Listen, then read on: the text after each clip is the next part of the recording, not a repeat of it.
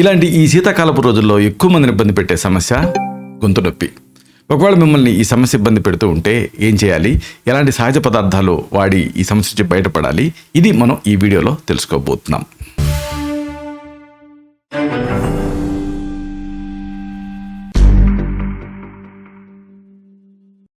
మిత్రులారా నమస్కారం. నేను మీ డాక్టర్ చిరుమామిళ్ళ మురళీ మనోహర్. ఈ వీడియోలో అందరినీ ఇబ్బంది పెట్టే ఈ సమస్య గురించి మనం తెలుసుకోబోతున్నాం. థ్రోట్ పెయిన్, గొంతు నొప్పి.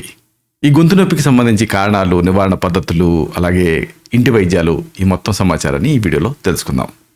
ముఖ్యంగా ఈ గొంతు నొప్పిగా ఉంటే దాన్ని కొన్ని ఆహార పదార్థాలని తినటం ద్వారా, తాగటం ద్వారా తగ్గించుకోవచ్చు.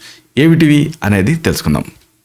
మెయిన్గా ముఖ్యంగా మనం చెప్పుకోవాల్సింది కషాయం, అంటే ఈ డికాక్షన్ని కొన్ని ప్రత్యేకమైన పదార్థాల ద్వారా తయారు చేసుకొని దీన్ని గలకరించడానికి, అలాగే లోపలికి తీసుకోవడానికి వాడుకుంటే గొంతు నొప్పి తగ్గుతుంది.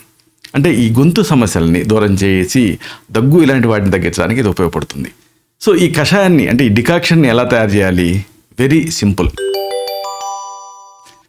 ఈ డికాక్షన్ చేయడానికి ఒక గిన్నెలో 4 లవంగాలు, 2 ఎండుమిర్చి, 1 అంగుళం పొడవు ఉండేటువంటి దాల్చిన చెక్క, 1 అంగుళం పొడవు ఉండేటటువంటి అతి మధురం అంటే ములటి, అలాగే 1 అంగుళం ఉండేటటువంటి అల్లం ముక్క, 5 నుంచి 6 తులసి ఆకులు, ఇవన్నీ వేయండి.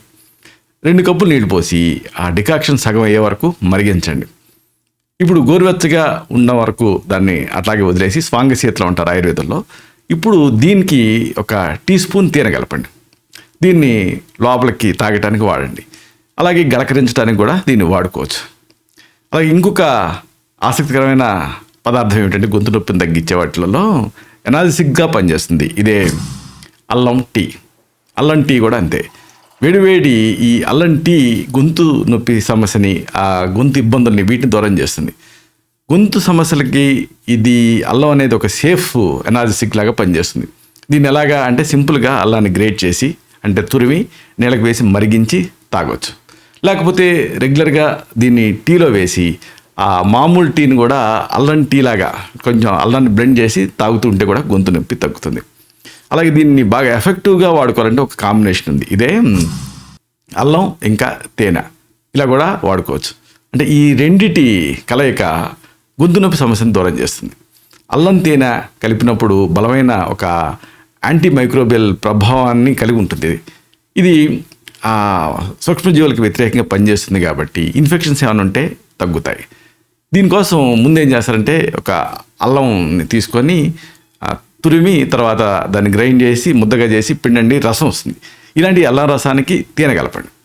దీన్ని లోపలికి ఒక ఆయింట్మెంట్ లాగా తాగితే, ఒక లినమెంట్ లాగా, దీంతో ఆ సమస్య దూరం అవుతుంది. అలాగే బాగా ఎఫెక్టివ్గా ఉండేటటువంటి ఒక మంచి రెమెడీ ఏమిటంటే ఉప్పు నీళ్లు, అంటే నీళ్లు ప్లస్ ఉప్పు, ఈ కాంబినేషన్. గోరువెచ్చని నీళ్ళకి కాస్త ఉప్పేసి పుక్కిలించండి. దీంతో గొంతు నొప్పి, మంట ఇలాంటివి తగ్గుతాయి. ఇది పిల్లల చేత మాత్రం చేయించవద్దు, ఎందుకంటే వాళ్ళు మింగే అవకాశం ఉంటుంది. కాబట్టి గార్గిలింగ్ వచ్చిన వాళ్ళ చేతనే చేయించాలి. గార్గిలింగ్ చేయడానికి 1 గ్లాస్ గోరువెచ్చని పాక్షికంగా, అంటే పార్షల్గా చల్లార్చినటువంటి ఆ బాయిల్డ్ వాటర్లో 1/2 టీ స్పూన్ ఉప్పును వేయాలి. ఆ నీళ్ళతోటి పుక్కిలించి ఉమ్మేస్తూ ఉండాలి. అవసరం ఉంటే 2-3 సార్లు చేయొచ్చు. అలాగే అతి ముఖ్యమైనది ఏమిటంటే గోల్డెన్ మిల్క్, అంటే పసుపు అలాగే పాలు కాంబినేషన్. ఇది ఒక శక్తివంతమైన యాంటీబయాటిక్లా పనిచేస్తుంది. దీంట్లో యాంటాక్సిడెంట్లు, అనేక మినరల్స్ ఇవన్నీ ఉంటాయి. ఇవి ఇన్ఫెక్షన్ తోటి పోరాడతాయి.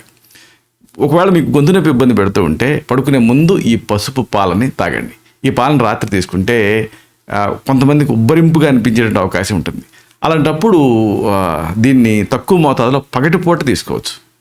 మీరు 1 కప్పు పాలు తీసుకొని దానికి 1/2 టీ స్పూన్ వరకు పసుపుని కలపాలి. కలిపి దీనికి కొద్దిగా నల్ల మిరియాల పొడి, అంటే బ్లాక్ పెప్పర్ కూడా కలిపి దీన్ని తీసుకుంటే చాలా ఎఫెక్టివ్గా ఉంటుంది. అలాగే ఆ నాసికా రంధ్రాల్లో ఉండేటటువంటి ఆ శ్లేష్మపు పొరల్ని హెల్తీగా ఉంచాలి. కాబట్టి దీనికి ఈ ఆవిరి అనేది ఉపయోగపడుతుంది. ఆవిరి పీల్చవచ్చు. ఆవిరి పీల్చడం అనేది ఆ నాసికా మార్గాల్ని తెరవడానికి ఉపయోగపడుతుంది. ఒక వెచ్చని తేమతో కూడినటువంటి గాలి ఆ నాసికా మార్గాలు, గొంతు, ఊపిరితిత్తుల్లోకి ప్రవేశించి అక్కడ స్టిక్కీగా ఉండేటువంటి ఆ శ్లేష్మాన్ని, కఫాన్ని కరిగించేస్తుంది. కాబట్టి దీన్ని ఇలా మీరు తయారు చేసుకుని వాడుకోవచ్చు. ఎలా అంటే వేడి నీళ్ళ పాత్ర తీసుకోండి. ఎలక్ట్రికల్ స్టీమ్ ఇవి కూడా గ్యాడ్జెట్స్ కూడా దొరుకుతున్నాయి. అలాంటి దాన్ని మీరు ఇన్హేలర్ లాగా వాడుకోవాలి. దీంతో ఆ ఆవిరి తగలటం వల్ల గొంతంతా సూదింగ్గా అనిపిస్తుంది. వేడి నీటితోటి కొంచెం జాగ్రత్తగా ఉండాలి, కళ్ళు మూసుకొని ఆవిరి తీసుకోవాలి. అన్నిటికీ మించి ముఖ్యమైనది ఏమిటంటే rest is the best treatment అంటారు.